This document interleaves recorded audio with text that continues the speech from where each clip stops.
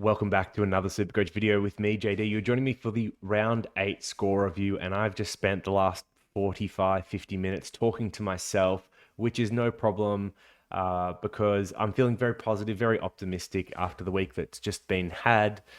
Thank you to all of you that dropped nice positive comments last week. It's clearly worked wonders in the universe. The Supercoach teams bounce back. We kind of talked about how last week might have been a bottoming out moment, and we kind of rebound. 23.98. 1,000th overall for the round. Good score and moving in the right direction. Fantasy team did well, and of course the Bombers won. So yeah, good week all round. Given I've already done this whole talk to myself once, I'm going to try and shoot through this pretty quickly. So looking at the team down at back, not too much to complain about here. I think, one of the things we always reflect on is why did our team do better or worse than others in a given week? And I think I had a couple of my pods do well, like Dawson, I think where I was forced to field rookie. So McCartan at D6, McComb at M8. Sorry, this is a team after changes. Let's undo all that. So yeah, McCartan here at D6, McComb at M8, Dacos at M7, and then Martin. All did really well. All put up great scores. And then a lot of the anti-pods that I had, Gawn, Stewart, Mills, Steele, these types all had poor weeks, which is very handy for me. And then I had players like Dawson and Witts do well, which was handy. And then, of course, we've been sticking to the game plan, which is continuing to upgrade rookies to premiums, get bad rookies off the field rather than sidewaysing underperforming primos. So Whitfield, for example, scored 94 this week, which is a great score. Well, great score for him. Probably not a great score for a primo. But if I'd sideways him to, I don't know, whoever in defense, I'd sideways him to Stewart, I'd chase those points. Not only would he have scored less this week, but it means I'd be fielding an extra rookie like a Ward or a Durden or something. And so I'd be picking up another poor score because of that as well, which is why we go after this strategy where we upgrade our team as quick as we can. Don't worry about sidewaysing too much. And then once we hit the buys or we've kind of maxed out our team, then we do those luxury upgrades and sideways. So yeah, so defense, I think big talking point here is Hewitt. Does he come back this week? And if he doesn't, then I probably should have traded him to Sicily last week, which is what I was thinking. But if he does come back, then I think holding was probably the right move. But yeah, rookies went well down back. Hinge was disappointing holding him. He'd had a couple of big scores, then dropped a poor score when he got subbed out with the Corky. Missed a bunch of weeks, came back, and then dropped another poor score. So his break-even's 71 this week. He made a little bit more cash. How much more was it? 10K, 12K? 12K. But not worth holding. Should have been out a long time ago. Dawson is going to be a popular trade-in or a discussion point this week just because there's not many defenders with that middle buy. A lot of people are going to be asking at 520K, should I be picking up Dawson? I think you can do worse. The middle buy is a pretty tricky buy to pick from. I think Stewart is obviously still the cream of the crop despite the poor score this week, but he's still got a nice negative break-even just because of the big score, but he's going to come down in a couple of weeks' time around his buy. So you could always wait to pick him up after his buy at a cheaper price if you wanted to. Otherwise, I think the only other option really to consider is Dale. He's a little bit dearer again. He's been scoring well. Would I rather have Dale or Dawson? Dale feels a little bit safer just because we saw it again with this game with Dawson. Started out really well behind the ball, then they moved him up forward, and then they moved him back down again late. And it's just like, can you pick a position and just let him play it well, especially if it's down back? Yeah, frustrating. They're using him to plug it, and just Supercoach players that are used in like plug it roles never really work out well. Midfield went off the chain this week, all of them going 100 plus, which is great. And in fact, all of them going 120 plus apart from Petrarca. So yeah, really good scoring there. McRae with the VC. Yeah, good choice there. So really happy with that. McComb debuted with 73, which is good. And I traded Dacos over Berry, which was also positive on the points front as well. So happy with all of that. The big mistake I made last week was not using a boost. So I've still got 3 boosts left. I should have brought in Clark so I had extra money to help my upgrades this week. Would have meant I'd filled a much better team. So I'm going to go through my trades later. And effectively, I would have ideally fielded Clark at M8 this week rather than whoever I'm going to field, which will be like McComb looped with Ward again or something like that. Just not as nice of an option. Rucks continued to be good, especially when Gawn's had a down week. Very happy with all that. And in the forward line, it was just forwards underperformed massively. Parker was my debutant this week. and was on 80 at halftime, finished the game on 89. Apparently rolled his ankle and is apparently going to be okay, but yeah, that's pretty frustrating. And then, yeah, Degoe's been a woeful pick for me. Butters is underperforming 3 weeks in a row. People are going to ask if they should be trading him or not. If you're in that good of a position, you probably could. But much like Whitfield, I'm going to hold, especially given that he's got North this week. If he underperforms again against North, for example, and English looks really good, then I could see myself maybe upgrading Butters to English next week. And doing a sideways there, which just goes against everything we've talked about. But yeah, I think like you could wait a week against North and just get another sample size. Or of the rookies, yeah, McComb was good. People were worried about him getting dropped after poor disposal efficiency through the first couple of games. I thought he was really efficient and quite good this game, so hopefully he holds.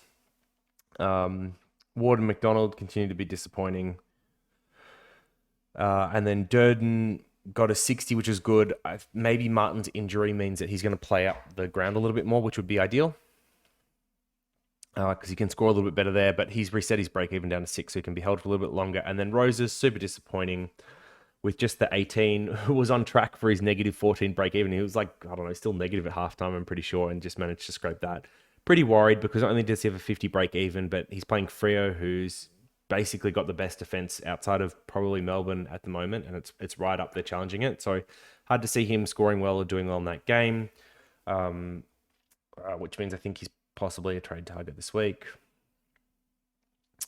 Other trade targets, trade out targets. So in defense, those that still have Bowie, I think he needs to go. His break even's well north of 100. If you've got O'Driscoll, you can trade him if you really wanted to, but like Hinge and Bowie, I'd have both ahead of trading him out. If he's your only option, then of course you could. Yeah, okay. So trades this week for me. Yep, we kind of talked about philosophy a little bit. The only other thing to think about is buy planning. So in general here, say you've got 18 premiers at the end of this week, which I think is realistically what a lot of people have. You'd be looking to have those spread out roughly across those 3 lines with maybe a skew towards the back end rather than the early buy. So for example, round 12 buy for me, I've got Short, Hewitt, Whitfield, Cripps, Cogs, and Butters missing. That's 6 primos. So that's about the right number. The only thing here to be worried about, like to be careful about, is having which lines they're spread across. So Short, Hewitt, and Whitfield all on one line means I wouldn't put another player of this early buy in here. So it couldn't be Sinclair, couldn't be Doherty, something like that. I wouldn't upgrade to that as my last defender until after that buy. Yep, so middle buy for me, Dawson, McRae, Miller, Witts, Dunkley, Parker. So once again, 6 missing, great mix. And then round 14 buy, Crisp, Neil Oliver, Petrarca, Degoe. So just 5 missing here, and it's probably where I could add an extra player to my buy. I know for a lot of others, they're looking for maybe someone in the middle buy. So someone like a Dawson and Dale that we've spoken about down back would be a good option. The early buy, there's almost no mids. So like this is why I think Cripps is so good. And honestly, still probably value at 580k if you haven't picked him up. Took went up in price pretty drastically, but at 608k, he's probably still value as well. And then Petrarca has well and truly bottomed out at 560k coming into West Coast. Great pickup. The other one that is a good pickup, and the one I'll be looking at this week, is Andrew Brayshaw, 570k. He's got a 122 break even, so you could always wait another week on him, but pretty good money there. And coming into Gold Coast, you could see a big score out of him. Don't mind him as a trade-in option whatsoever. For me, looking at who can I bring in the round 14 buy? Brayshaw would be one. Sicily down back would be the other. They're probably the 2 ones I'm looking at the most. So let's see how my poor decision not to bring in Clark this week hurts my team with the trades. So ideally, whoops, I hit optimize and now I don't know what it did. Oh yeah, it's still got him off. Okay, that's not good. All right, so ideally I would be holding Dacos. I'd be putting him into D6. I'd be fielding Clark at M8, and I'd be fielding Martin at F6. These are 3 good rookies, last 3 that you'd have on the field. You'd be super happy with that, and I upgrade this Dacos spot to Brayshaw. So let's try and do that. Let's get off Hinge, who's got a high break-even. Let's get off Ward, who's got a reasonably high break-even, and he's got at least some money in. And let's get off Roses, because I need to get rid of a forward anyway. And we'll get Dacos down back, which is what we talked about. Great, and we bring in some players here. Now, Rookies, let's quickly run through them. So there's 3 downgrade options this week that isn't Clark, because Clark you can now wait on for another week if you wanted to. You could bring him in this week, especially if you wanted to field him. I don't hate that whatsoever. But given that the debutants this week didn't look particularly good, inspiring, you're probably going to be short on downgrade options next week, so you might want to hold out on Clark until then. All right, so Cooper Hamilton, GWS, 102k. Has been okay. I think he won the 2K time trial, so he's a bit of a speedster. I think they've been running him at a halfback. I must say I've missed a bit of their games. I missed actually most of their game this week.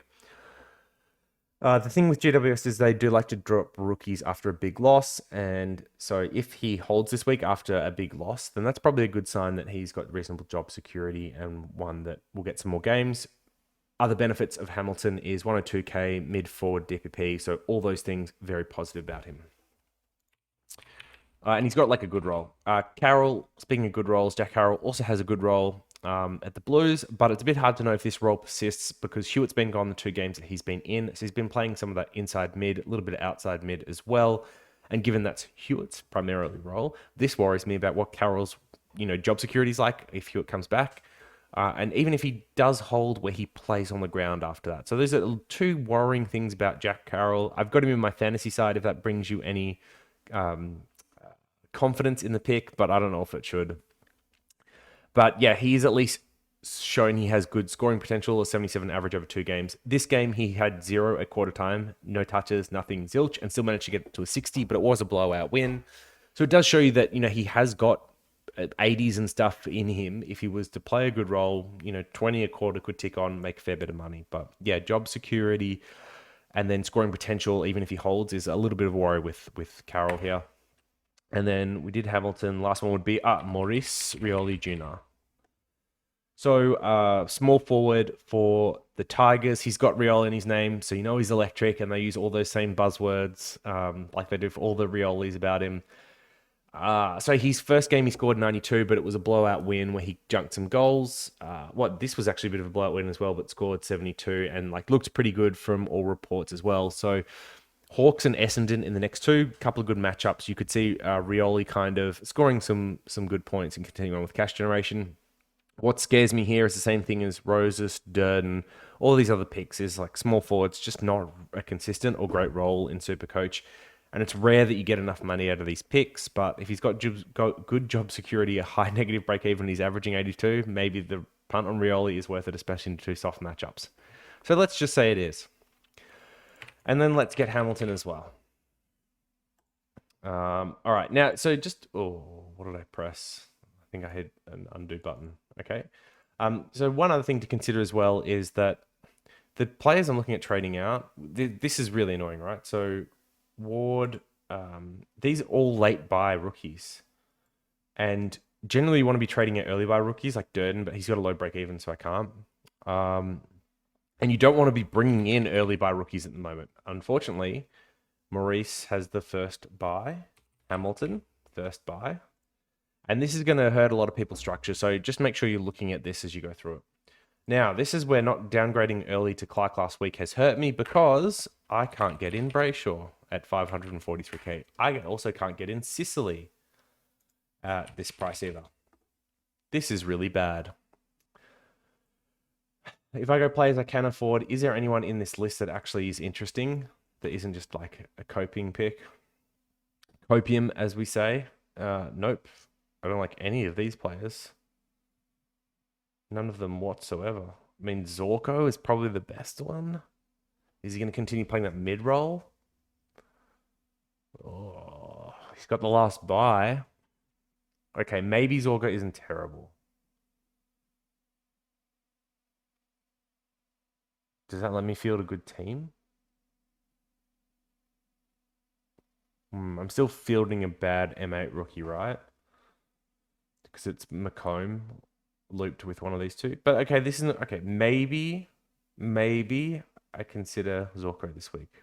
I don't know. I'm so anti-Zorko. I don't know if I can do that. Okay, but this is why this is bad. I didn't go aggressive enough in boost last week, which meant I didn't bank enough cash, which means I can't do an ideal upgrade trading out the players I'd like. All right, so then my other option is, instead of trading out Hinge, I trade out Dacos. This lets me get Brayshaw this week. But rather than fielding like Dacos at this spot, I'm fielding McCartan. Still fielding a bad rookie here rather than Clark, which once again, if I'd gone Clark this week, I would love to have fielded Clark at M8 this week. And then forward line and ruck line hasn't changed.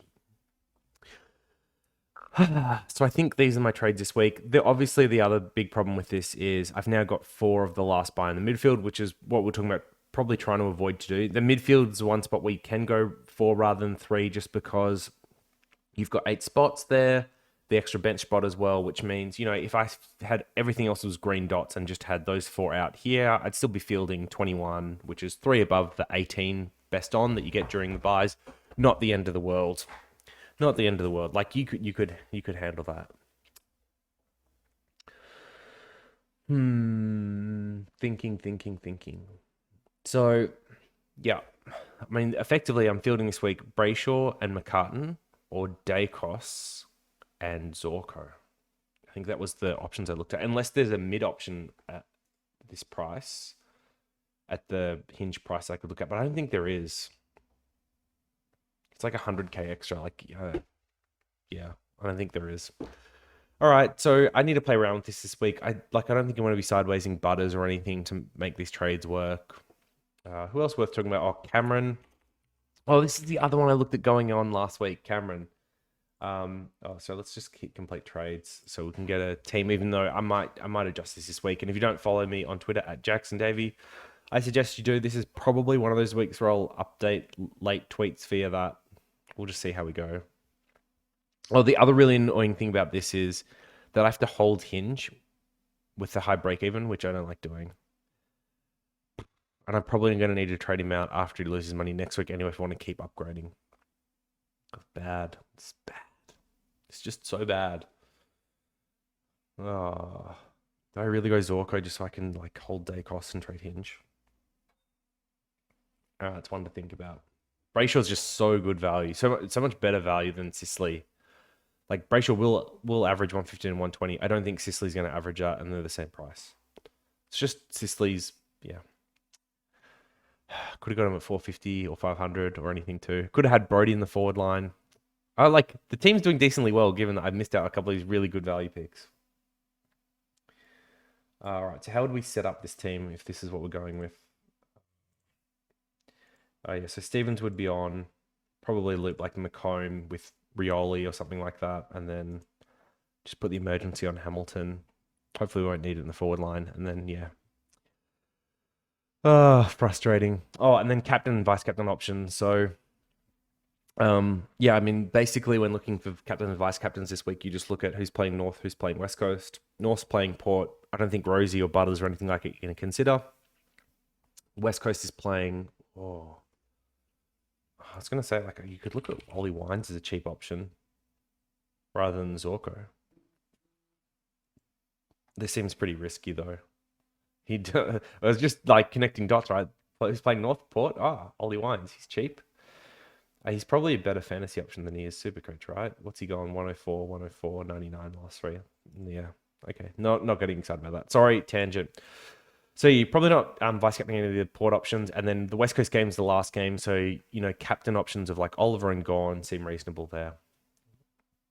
All right, so that doesn't help us put us in a good spot. Dogs play Collingwood. I think you could potentially get some good scores out of McRae, especially if Bont's not playing, or Dunkley. These are reasonable options, especially if, say, McDonald is your only loophole because he's getting rested. That's the second game, so you're going to have to go on someone from that first game anyway. But say for whatever reason you had Brady Hoff still, who you can loophole in the last game. I think my ideal vice captain would either be Cripps into Oliver or Neil, who's playing the Crows into Oliver, and they obviously gave up points against Cripps. I'd probably be hesitant on Cripps being a captain option this week, which is because the 5 games he's completed this year, or 6 games, whatever it is now, he's been best on ground every single game. Every single game he's been best on ground. He should have 10 coaches' votes and 3 Brownlow votes from all those games. This is scary because they played GWS this week, and if there was one player to tag this year, at one point it would be Cripps, right now, given the form he's in. And GWS are the team to do it. They've tagged in the past. They've used De Boer, and Ash. Are those great matchups for Cripps? Probably not, but yeah, it just seems like it's on the cards for him to get tagged this week. You'd imagine it would be the case. So yeah, I think like Neil into Oliver, something like that is good. All right. So what's worth talking about? So yeah, I guess like upgrade target. So if you're looking for round 14 buy players, I think down back we've kind of already talked about a couple like Sicily, I think's good. In the midfield, it's Brayshaw, it's Petrarca, who's bottomed out this week. I think they're good targets. And in the forward line, it's a bit hard. I don't think there's really anyone that's a good option there. Like Degoe is who I brought in, but that obviously hasn't worked out well so far. Cameron, people went on last week, 368k. He's still cheap. Wow. And he's got a -8 break even. Oh, I might play around with whether doing Butters to Cameron opens up anything.